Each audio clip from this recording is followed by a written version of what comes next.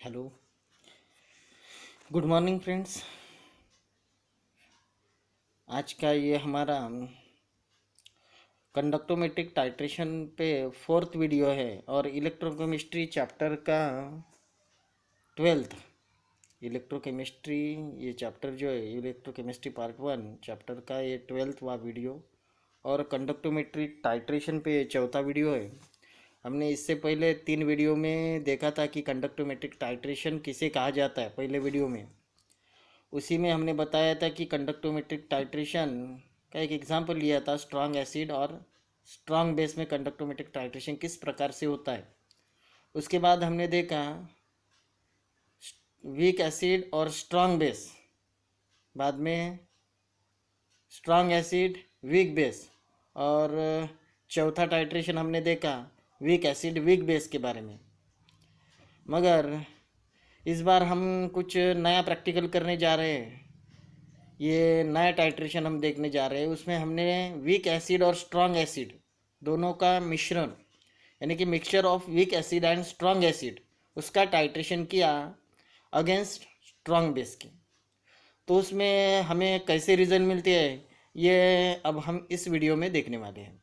The titration involving a mixture of weak acid and strong acid against strong base. तो हमने अभी जो weak acid लिए थे वही वीक एसिड हम इस प्रैक्टिकल में और इस टाइट्रेशन में लेने वाले हैं। तो वीक एसिड करके हमने लिया था एसिटिक एसिड और स्ट्रॉन्ग एसिड करके लिया था HCl hydrochloric acid. And strong base like NaOH are used in this titration process. When a mixture of strong acid like HCl and a weak acid like acetic acid is titrated against a strong alkali like NaOH। हमने पहले दोनों का मिश्रण लिया, strong acid HCl का और weak acid CH3COH यानी कि एसिटिक एसिड का, और उससे हम टाइट्रेट करने वाले हैं स्ट्रॉन्ग बेस के साथ NaOH के साथ। Then HCl being a stronger acid will be titrated first. अगर HCl ये स्ट्रॉन्ग एसिड है तो HCl का टाइट्रेशन NaOH के साथ पहले होगा। The ionisation of weak acid is decreased in the presence of strong acid. दोनों एसिड अगर एक ही सोल्यूशन मिक्सचर में होते हैं तो स्ट्रॉन्ग एसिड जो जिसका डिसोसिएशन ज़्यादा होता है वीक एसिड से, और ये वीक एसिड के डिसोसिएशन को सप्रेस करता है, यानी कि स्ट्रॉन्ग एसिड का डिसोसिएशन फर्स्ट होता है, वीक एसिड का स्लो। अगर हो भी रहा होगा वीक एसिड का डिसोसिएशन तो ये स्ट्रॉन्ग एसिड उसके डिसोसिएशन को सप्रेस करता है due to common ion effect. The neutralisation of weak acid takes place only after the strong acid has been neutralise completely. जब हम टाइट्रेशन करने जा रहे हैं स्ट्रॉन्ग एसिड और वीक एसिड का स्ट्रॉन्ग बेस के साथ तो न्यूट्रलाइजेशन तो होगा, मगर उसमें पहले स्ट्रॉन्ग एसिड का न्यूट्रलाइजेशन होगा, उसके बाद वीक एसिड का न्यूट्रलाइजेशन होगा।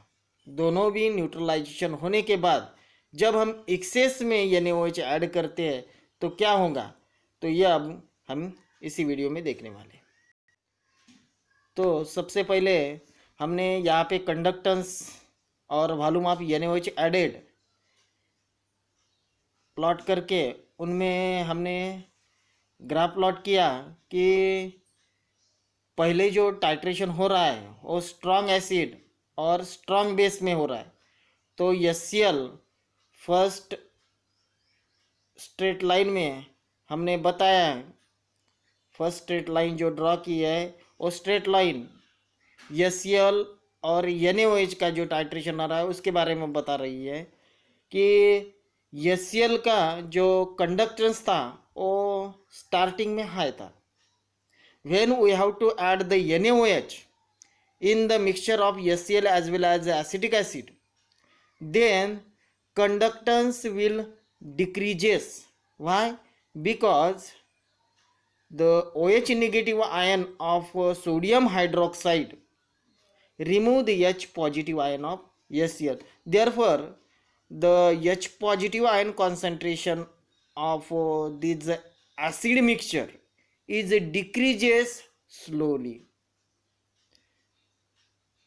ये अभी फर्स्ट स्ट्रेट लाइन जो है ये बता रही है कि कंडक्टेंस डिक्रीज हो रहा है when we add the NaOH. When we add NaOH in that conical flask, then the conductance will also decreases continuously, but after a certain limit the conductance will again slowly increases.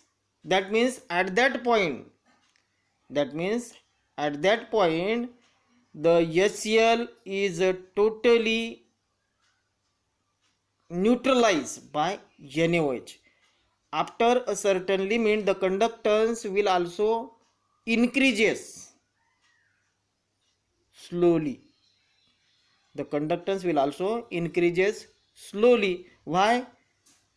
Because in that case or at that point the acetic acid will start to titrate with NaOH. That means यहाँ पे HCl जो mixture में था उसका concentration HCl का concentration और HCl totally neutralise हो गया. उसके बाद अभी बारी है एसिटिक एसिड की. तो एसिटिक एसिड का जो कंडक्टेंस होता है स्टार्टिंग कंडक्टेंस वो कम होता है. When we have to add the NaOH in that acetic acid, then the salt formation is takes place. That means here the salt form is a sodium acetate, and this sodium acetate have high conductance as compared to the acetic acid. Therefore conductance is slowly increases up to a certain limit.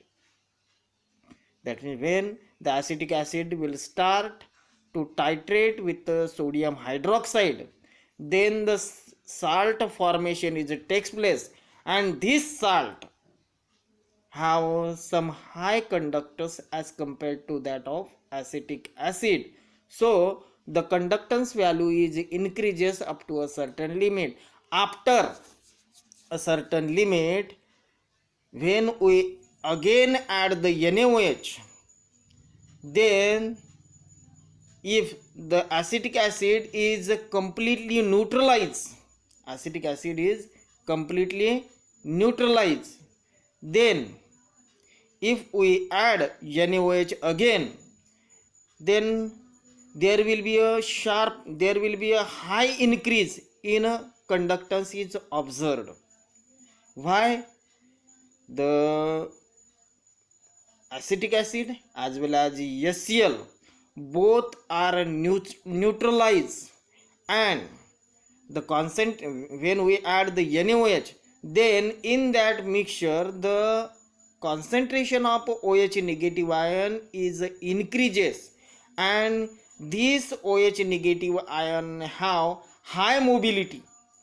So the concentration of OH negative ion in that mixture or solution is increases continuously, as well as their mobility is also increases, so the conductance will also increases rapidly. In this way there are three straight lines are observed in that graph. First straight line is for the titration of HCl NaOH.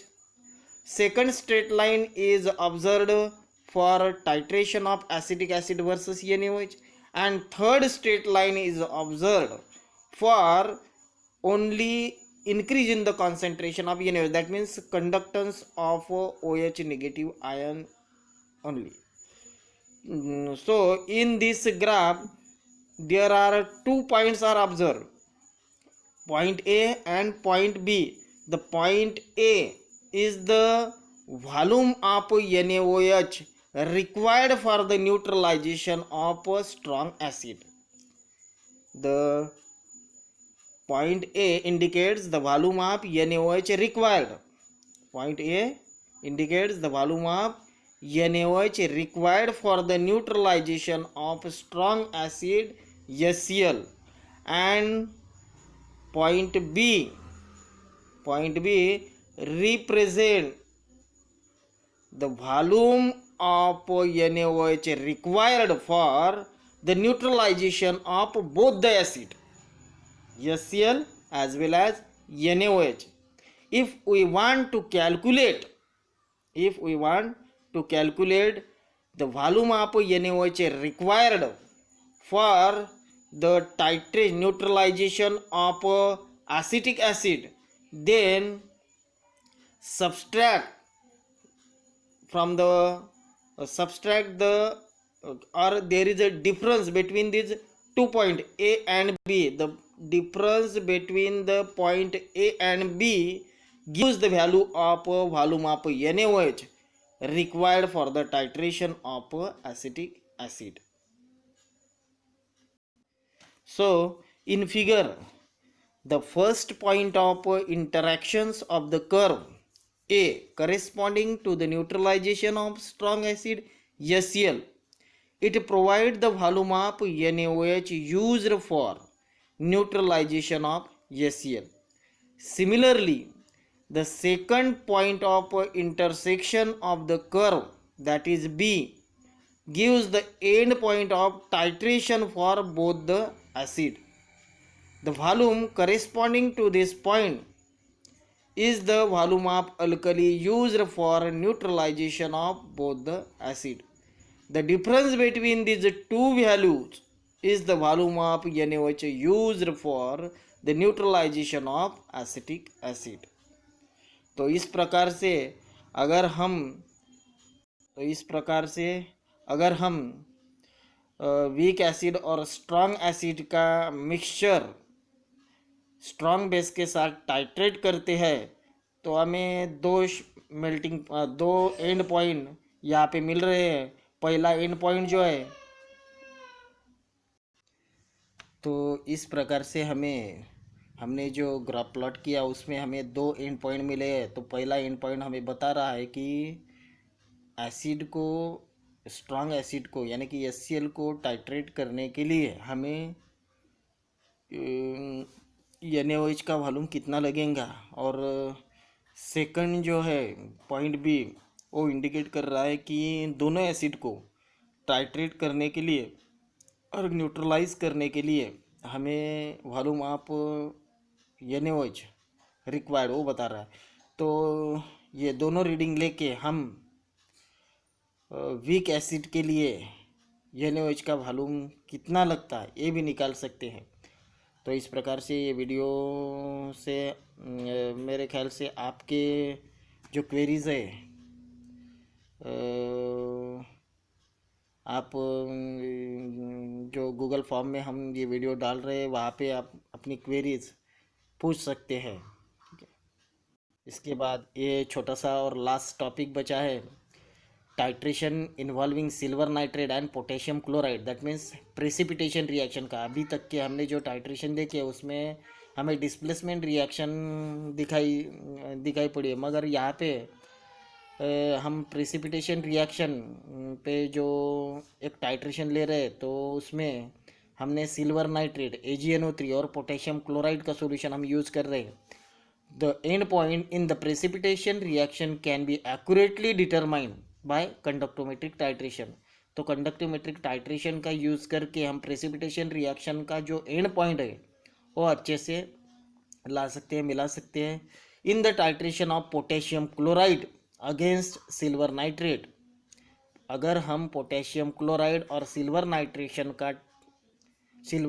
का titration कर रहे हैं, in the titration of potassium chloride against silver nitrate, the conductance will not change much since the mobility of a potassium ion and the silver ion. Why the conductance will not change much? Because the mobility of a potassium as well as the silver ion is of the same order, thus the curve is nearly horizontal. अगर हम silver nitrate और potassium chloride का titration करके and point हम find out कर रहे हैं तो उस टाइम पे दोनों का कंडक्टेंस नियर अबाउट सेम होने के कारण पोटेशियम आयन और सिल्वर आयन का conductance near about mobility of potassium ion and silver ion, both these ions have same mobility, therefore the curve obtained is nearly horizontal.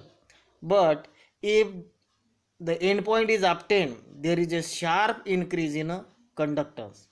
But if the endpoint is obtained, there is a sharp increase in conductance. Why? Because there is a only one types of ions is increases. Only one type of ion is increases, therefore in the number of free ion in the solution. So here given after the end point there is a sharp increase in a conductance due to increase in the number of free ion in that solution. तो इस प्रकार से हमने जो titration देखे उसमें strong acid strong base, strong acid weak base, weak acid strong base, weak acid weak base के बारे में। बाद में हमने दो एसिड लिए, वीक एसिड और स्ट्रॉन्ग एसिड, उनका मिश्रण लिया और उसके साथ स्ट्रॉन्ग बेस को टाइट्रेट किया। ये सभी डिस्प्लेसमेंट टाइट्रेशन में आते हैं।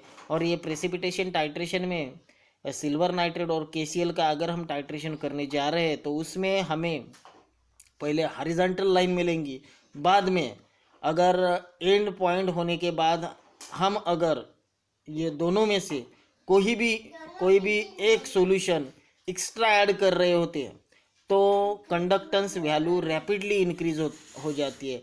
इस प्रकार से यहाँ पे भी हमें दो कर्व मिलेंगे, उसका पॉइंट ऑफ इंटरसेक्शन जो रहेगा वो हमें एंड पॉइंट बताएगा। तो इस प्रकार से मेरे ख्याल से आपको कंडक्टोमेट्रिक टाइट्रेशन अच्छे से समझ में आ गया होगा। तो उसके बाद जस्ट नियर अबाउट 70 और 80% आपका ये यूनिट कंप्लीट हो गया है। अभी सिर्फ थोड़ा सा पोर्शन जो बचा हुआ है उसके हम फिर से 1-2 वीडियो में उसको कवर कर लेंगे। तो आप अच्छे से पढ़ाई करो और हर एक पॉइंट्स समझने का प्रयास करो। Okay, thank you.